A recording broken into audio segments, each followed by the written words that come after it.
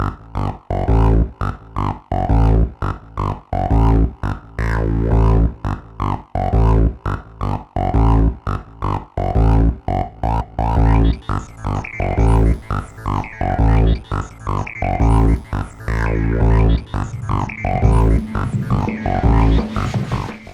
evening, everybody. My name is Marty Dixon. I'm the host of Dixon Kart Racing Talk Show, and I'm glad you joined us tonight. Just a couple of things that we're going to be talking about tonight is this past week's racing results down at Checkered Flag Kartway.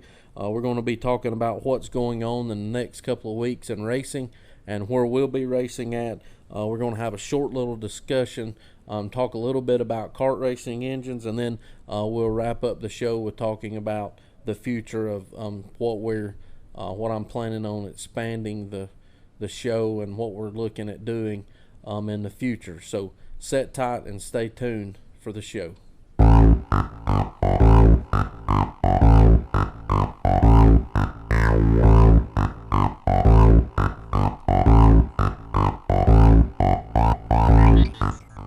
We had an interesting week this past week down at Checkered Flag Kartway down in Danielsville, Georgia. We went down there and raced this past weekend. Unfortunately, all we was able to do was qualify down there due to a rain out that came in later in the afternoon. They didn't quite get all the qualifying in, but we had a decent day. We went out in Clone 450. We felt pretty good in practice. Felt like we was finding speed and felt like the kart was doing good, and went out for qualifying, and unfortunately came up short with a second place qualifying position, and so we had to go back to the trailer and scratch our heads and punt and come up with a game plan to be able to go out and clone 425 and find some speed. So we made some changes, made some adjustments with the tires, and went back out for clone 425. Kart felt 10 times faster with just a few adjustments in tires, and that's a big thing that we'll talk about probably in the next few weeks on the show is tires and how to prepare and get ready to race. But so we found some speed going out in clone 425. Unfortunately, on the second lap of qualifying, lost the fuel pump, and only got one decent lap in on qualifying. We still put us qualifying in 10th position out of 21 karts. That's still pretty good considering that we lost the fuel pump and didn't get to run a full 3 laps. So a great day there at Checkered Flag. Like I say, unfortunately they didn't get all the qualifying in. We didn't get to race, and they had to make a decision, and that's one disadvantage to racing somewhere that has a curfew. But there is the pros that you always pretty much know when you're going to get out of there and get home most of the time at a decent hour. So they had to make a call to call the race off, and by doing that, they paid out by how you qualified, and then they made a decision to go ahead and give everybody points as if they won the race that day. That's the only way they felt that it was fair for everybody to come out on top, due to the ones that didn't get to qualify and the ones that did get to qualify. The track conditions got really bad whenever the storm moved in, so Shane, he just felt like that was the best option, and there's probably people that wasn't very excited about it, and probably people like me that it really helped. I was running 4th and super heavy, clone 425, and that bumped me up to 3rd, and it kept me in a strong 2nd place in clone 450. So all in all, it was a decent day down at Checkered Flag, and Shane and Francis and Denver, they do a really good job at running that track and putting on a show each and every week. And it was just unfortunate, the situation, and that's just part of racing. You can't control Mother Nature, and you just have to give it, take what it gives you, and that's what they done, and it ended us that night short. Upcoming this week, we won't be racing this week out of Dixon Kart Racing. They have called off Friday night at Foothills over in South Carolina, which where we were planning on going. I really like that track over. I really like running with Brad Bracken, and he runs a good show over there. But they're not running this week. Checkered Flag is not running this week due to the 4th of July, to give people, opportunity to spend time with their families and and to celebrate Independence Day. Carnesville is running Saturday. They're running a pretty good show down there this Saturday. We just opted to not run and to take a weekend off to get ready to go down to Checkered Flag on July the 11th for the points race number 4. So if anybody wants to come out and check out some kart racing, you're always welcome. And I know that anybody would love to see you down at Checkered Flag Kartway down in Danielsville, Georgia. And, you know, I really enjoy Foothills over in South Carolina, and I hope we get to go over there here in the next few weeks and get to run over there. It's really, I like it. It's fast track. It's high banked. Probably one of my favorite tracks out there. It's just, you know, it's a hour and a half ride to 2 hours over there and back home, and it's on a Friday, and it's usually 3 or 4 o'clock before you get home, and that's just tough on you to do anything on Saturday because you're trying to rehab from being out all night on Friday night. We're just going to take a short break, and we'll be right back to talk about engines and talk about the future of the show. If you're looking for an easy, successful tire program, check out Fatback Tire Solutions. Give them a call at 706-982-0097. All right, one of the topics that we had here tonight that we were going to talk about a little bit was engines. And that is a big topic, a big discussion. You hear people talking about it all the time, and this is probably where we're going to spend most of our time tonight talking. 20 years ago, back in the late 90s and early 2000s when we were racing, we were running, you know, Briggs and Stratton flathead and stock class, and then they had the Briggs and Stratton limited engines, and that's what we ran. I ran in stock light and stock medium, and then I ran limited light back in the day. And then as we whenever we kind of transitioned out for a little while was whenever Briggs brought the animal motor in because they quit manufacturing the Raptor block, which was what everybody was using in kart racing, you know, to build the racing engines and you know, emissions and all that. So they took the Raptor block off the market and came out with animal engines, and they didn't really stay out there that long. You know, you still see a few of them every now and then, but they were, you know, more expensive, you know, more expensive to rebuild and things. So they didn't really stay out that long. And then they came out, I want to say it was around 2009, 2008, 2009. I can't remember exactly. They came out with a box stock project, and I began to look to get back into karting because, you know, the engine deal with going from the Briggs flathead, going to the animal engines and things. I didn't really want to get in the middle of that, and you know, they come out with these rules. So the box stock engine came out, and I actually went and bought a chassis and was getting ready to race, and was getting ready to order one of these box stock engines. You know, this, you're going to take it out of the box, and this is what you're going to do, and this is what you're going to race. Well, then just within 2 or 3 weeks, it come out, well, you can change the breather, you can change the exhaust, you can change this. So it very fastly, the box stock project very quickly erupted into you can do this and you can do that. So you know, I kind of backed off again a little bit and set back a few years, and the clone engine kind of set, and they kind of had a good rule set and what you could do and what you couldn't do, the clone engines, and that was the engine that they was running, you know, and whenever we started back racing, got back involved in racing, they was running the clone engine, which is a replica of a Honda. It's a 6.5 horse engine, and you know, of course they're not stock, you know, that's somewhat misleading, I guess you could say, and a lot of people don't understand whenever you say I'm running stock, but then you talk about, you know, you can change the cam and you can do this and you can do that. And, you know, not going to really get into specifics tonight in the NKA and AKRA and WK and all that. I just want to specifically talk about the different type of engines that are out there running, and not the specs or not the rules that we're running them by. And, you know, then over in South Carolina, they had the SPG class that come out, and that was the Predator engines that you can go to Harbor Freight and buy, for $120. And they were supposed to, when there was a box stock. Again, we're coming out with this box stock class, and you go buy you an engine, and you take it out of the box and put it on the cart. Then they came up with a SPG class. Well, you can take the air filter off, you can take the exhaust off, and you can do that, and then, engine builders start tweaking and doing this, and then before you know it, you're right back up into spending a lot of money on a racing engine that was supposed to be box stock.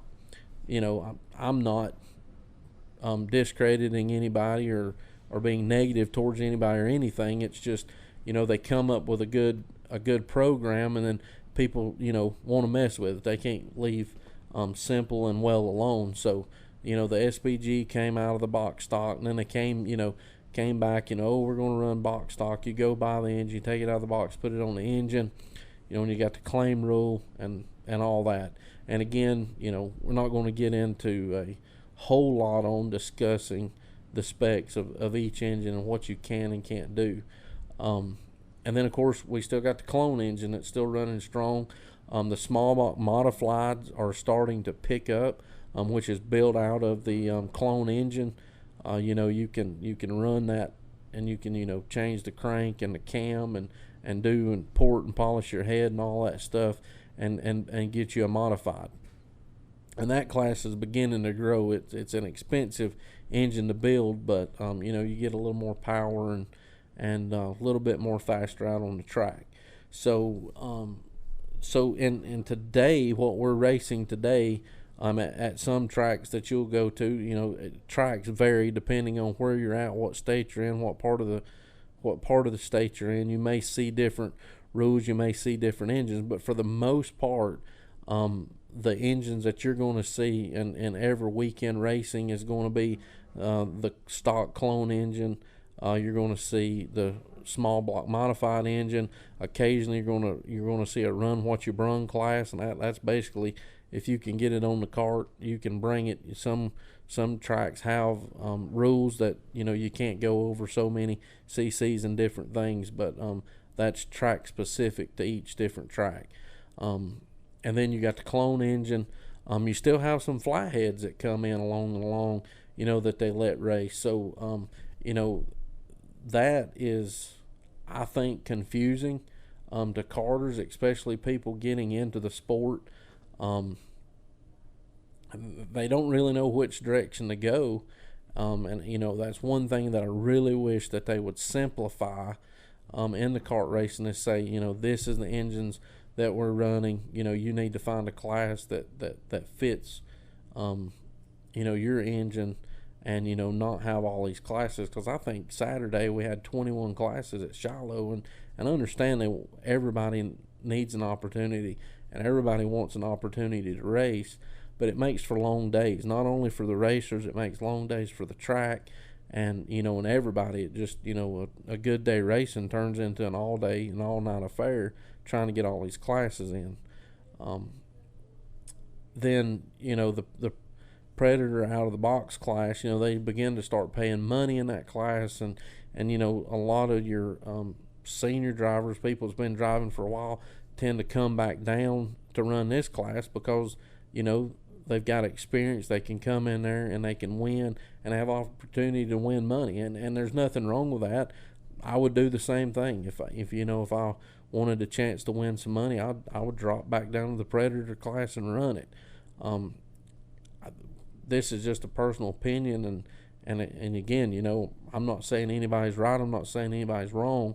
I just feel like that the Predator out of the box class should be a beginner's class, first year racer beginner class, to give those guys opportunity to get in cheap, run a year, maybe 2 years until they get, good, till they win a race. It kind of be an amateur series, an amateur class, for people to run, to learn and get experience in the kart racing, and instead of having all these classes and people jumping around. I think that would simplify it. And then when they either meet the requirements to move up to clone or whatever, again, I'm not going to get into all those details. it's danged if you do, danged if you don't. SPG, the Predator SPG class was big in South Carolina when we was running over there in 2018. Never really picked up in Georgia. I hadn't seen a whole lot of those engines run in Georgia. The Predator class was huge over in South Carolina in 2018, and it's beginning to grow more and more in Georgia, and you're seeing more karts in that class. So it's bringing a lot of people in, but I think that it could very easily be simplified and changing the rules and bringing everybody together and making the sport better. And I think that's what we all should be working to accomplish is to make the sport better, to make it easier on people getting into the sport, and maybe cut some of the classes to where we're not running 20, 25 classes, trying to run that many classes in one day. So a little bit to go back to kind of what we've talked about is engines you may see today. Briggs & Stratton Flathead was a 5-horse block. You may see limited on big races. You may see a limited flathead. You're going to see Predator out of the box. You could see SPG. You could see small block modified. You could see Run What You Brung, and then you could see the stock. Occasionally, every now and then, you may see an Animal Motor show up, and sometimes they'll do an Animal Champ class. So that's a lot of different options out there. I really think if they would narrow that down and simplify that would make all our lives easier in the kart racing, especially somebody getting into karting new. That's really all I wanted to bring out. If you got any comments or any suggestions, again, I don't want to turn this into no big debate. I just want to put information out there, especially for people that's just getting into karting, to where maybe they will understand, what they're looking at or what all the different classes is, because it's a lot to take in. If it's your first time ever coming to a go-kart race and you see all these different karts and all these different things, Clone 425, Clone 450, Clone 375, Predator 350, Predator 375, Flathead 350, Flathead 375, all those different things. The people don't understand what all that is, and that's all I want to bring up is maybe there's somebody out there watching that doesn't understand all those different engines. So again, before we move on to our final topic tonight, the engines that you possibly could run across at a weekend race: Flathead, Briggs & Stratton, Flathead Limited, Animal, Predator out of the box, SPG, and Clone. And I can't remember if I said Animal or not, but 6 or 7 engines that you possibly, the small blocks to run What You Brung class. That's a lot of different ones. All right, going to talk a little bit about what the future, what I plan on doing or going to try to do with Dixon Kart racing in the future. I do have some equipment ordered, and I'm waiting to come in to be able to actually do interviews with people over the phone. That should be in a couple of weeks, and we may start interviewing people that race, people that have won the past week at the track that we were at. Call and talk to engine builders, call and talk to chassis builders, and different things. There's so much out there to learn, especially if you're new getting into kart racing, and that's kind of the direction that we're going to go for a while. Is tonight we discuss different engines. In another episode we may discuss NKA and AKRA, the difference in those specs, which you're not seeing a lot of AKRA sanctioned tracks anymore. Most of them are going by NKA rules. WKA right now in our area, they run the race in Daytona, they run the race at Charlotte, and their rules are really pretty much, NKA is what they go by there in the clone classes. So that'll be an episode we talk about. Another episode that be discussing chassis. Man, there are so many chassis out there. There's so many people out there that are selling chassis, and just to get people that's new, that's getting in the sport, just to put information out there to hopefully help them to get into karting, to give them suggestions. Huge topic: tires. Tires is the key to success. Tires is the key to winning in kart racing. If you don't have a good tire program, then you're not going to compete. That's just the bottom line. You can take the right set of tires and you can go out there on a out-of-the-box Predator from Harbor Freight, put it on your go-kart, and you can go out there and outrun a clone engine. No doubt in my mind. So tires is a huge topic. Tires is huge in kart racing, and you need to get a good, solid tire program in order to compete. So, that's things in the future that you're going to see us discussing, talking about. Again, we'll be doing some interviews with people, maybe bringing guests on the show. Just really the sky's the limit. Look at taking sponsors. Anybody wants, advertisement to go on the show. You saw here, a few minutes ago during the 45-second break, we'll stick some commercials in there. If anybody wants a spot on the show, we can work that out. I don't have any pricing or anything set yet. Really just getting my feet wet. I'm trying to get used to it, trying to get comfortable doing it. And I want to bring a decent show to karters to help. That's always been my goal, is to help other people that's getting in the sport.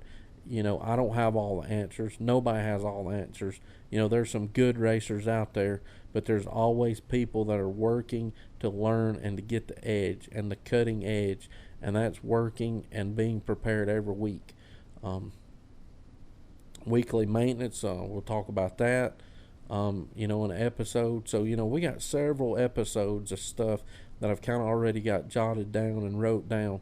If there's anything that you want to be discussed or talked about, if I don't know about it, I'll try to bring somebody on the show that does know about it, that's got experience in that. I don't know if there's any experts out there anymore, but we'll try to bring somebody in. We'll interview somebody that's got information on that. I'm recording here tonight, right here, Clayton, Georgia, in Teddy Dixon's toy room. It's my dad. You can see all the Hot Wheels around me. At the beginning of the show, you kind of got an overview of the whole room, but kind of neat. Last time we counted, we had around 14,000 Hot Wheels, so a pretty big Hot Wheel collection, and you can see that all around me. I just really appreciate everybody tuning in tonight, listening to the show. I know it's probably not the best. We're still working on editing. We're still working on, me getting comfortable sitting here talking to myself right now till we get the equipment, till we get somebody to come in and, to interview and discuss and talk about kart racing. So this is a step forward, and we plan to do nothing, and I plan to do nothing but to get better each and every week, to bring you a good show, to bring you good information. And, like I said, we're going to open up some sponsorships. We're going to bring people in, give us some suggestions of who you want to see, who you want to hear from. And if it's possible, we'll go to them and record the show. We may later on in the future travel around to different places to do the recording. But again, we appreciate you tuning in. Tune in right now. It'll probably be every other week until we really get things rolling, really get used to doing this. So look for a show after the July 11th race here in a couple of weeks. Again, thank you for tuning in. God bless you, and I hope you have a great week.